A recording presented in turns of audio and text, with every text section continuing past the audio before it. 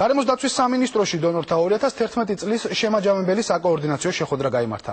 შეხვედრაში საქართველოში აკრედიტებული ელჩები, გარემოს დაცვის სექტორში ჩართული საერთაშორისო ორგანიზაციები და საფინანსო ინსტიტუტების ხელმძღვანელები მონაწილეობდნენ.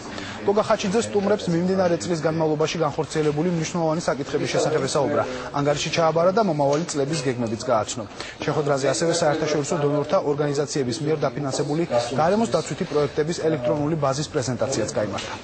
ჩვენ პრაქტიკულად სისტემიზირებული გვაქვს უკვე დონორთა კოორდინაცია, ეს ხდება გარკვეულ პერიოდებში, გარკვეულ პერიოდულობით. ძალიან კმაყოფილი ვარ ჩვენი პარტნიორებით და ჩვენი სამინისტროსთვის ძალზედ მნიშვნელოვანია დონორებთან ურთიერთობა, ამას კიდევ ერთხელ ხაზგასმით აღვნიშნავ და რამდენადაც მე მაქვს ინფორმაცია, დონორებიც ასეთ სისტემატიზირებული ურთიერთობით არიან ძალზედ კმაყოფილები.